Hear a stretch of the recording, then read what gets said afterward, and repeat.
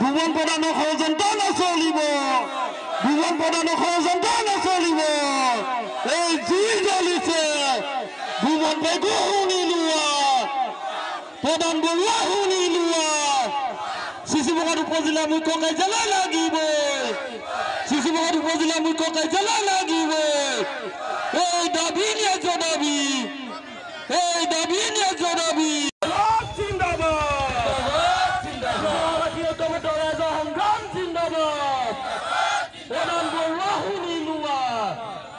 প্ৰধান বৰুৱা শুনি লোৱা তোমাৰ ষড়যন্ত্ৰ নচলিব ভুৱন পেগু শুনি লোৱা তোমাৰ ষড়যন্ত্ৰ নচলিব শিশুবগাত জাগি জাগিছে জাগিব শিশুবগাত জাগি জাগিছে জাগিব শিশুবগাত জাগিছে ইনকলাব জিন্দাবাদ ইনকলাব জিন্দাবাদ শিশুবগাত উপজিলা মুখ্য কাৰ্যালয় লাগিব শিশুবগাত ৰাইজক প্ৰতাৰণা কৰিলে নহ'ব শিশুবগাত ৰাইজক প্ৰতাৰণা কৰিলে নহ'ব শিশুবগাত ৰাইজ জাগিছে জাগিব আমি শিশুবগাবাসীয়ে আজি দীৰ্ঘদিন ধৰি আমি দুটা দশক জোৰা আন্দোলনৰ ফলত শিশুবগা নামেৰে এটা সমষ্টি পাবলৈ সক্ষম হ'লোঁ আৰু শিশুবগাবাসী এটা সমষ্টি পোৱাৰ পিছত আমাৰ সন্মানীয় অসমৰ মুখ্যমন্ত্ৰী ডক্টৰ হিমন্ত বিশ্ব শৰ্মা ডাঙৰীয়াই আমাক এটা উপজিলা দিলে আৰু উপজিলা যিহেতু হোৱাৰ পিছতে শিশুবগা মুখ্য কেন্দ্ৰবিন্দু শিশুবগাতে উপজিলা মুখ্য কাৰ্যালয় স্থাপন হ'ব লাগে কিন্তু এতিয়া আমি দেখিবলৈ পাইছোঁ যে সাংসদ প্ৰধান বৰুৱা আৰু আমাৰ সন্মানীয় বিধায়ক ভুৱন পেগু ডাঙৰীয়াই চক্ৰান্ত কৰি আমাৰ শিশুবগাৰ পৰা আমাৰ উপজিলা যি মুখ্য কাৰ্যালয় এই কাৰ্যালয়টো অন্য স্থানলৈ লৈ যাব খুজিছে গতিকে আজি শিশুবগাৰ ৰাইজ আজি ঐক্যবদ্ধ হৈছোঁ শিশুবগাৰ ৰাইজে আজি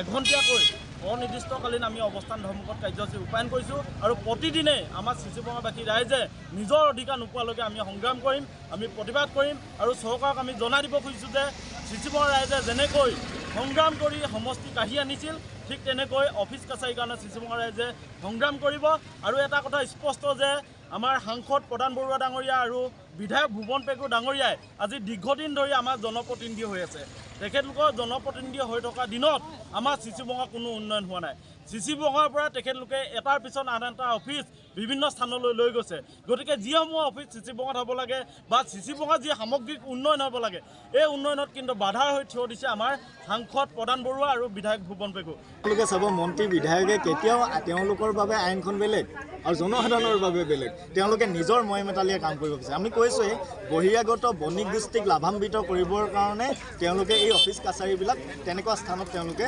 স্থাপন কৰিব বিচাৰে খিলঞ্জীয়া জনসাধাৰণে য'ত ব্যৱসায় বাণিজ্য কৰি থাকে তাত তেওঁলোকে অফিচ কাছাৰী বনাব বিচাৰে বহুত সমস্যাৰ মাজত আমি আজি উপজিলা পাবলৈ সক্ষম হৈছিলোঁ কিন্তু আমি উপজিলা নামেৰে সমষ্টিটো পাইছোঁ হয় কিন্তু আমাৰ মানে দুজন ব্যক্তিয়ে চক্ৰান্ত কৰি আমাৰ কাৰ্যালয়বিলাক মানে চিলাফল নিয়া সিদ্ধান্ত কৰিছে তাৰ সংক্ৰান্তত আমি মানে এই আন্দোলন কাৰ্যসূচী আমি হাতত লৈছোঁ এই আন্দোলন কাৰ্যসূচী আমাৰ দাবী পূৰণ নোহোৱালৈকে নি আৰু বাহুল্যভাৱে আমি চলি যাব বুলি আমি আশা কৰিছোঁ কোন দুজন ব্যক্তি এজন হ'ল সাংসদ প্ৰধান বৰুৱা এজন হ'ল বিধায়ক ভুৱন পেগু আজি ঠিক আমি যেনেকৈ মানে অৱস্থান ধৰ্মঘট কৰিছোঁ হয়তো পৰৱৰ্তী সময়ত মানে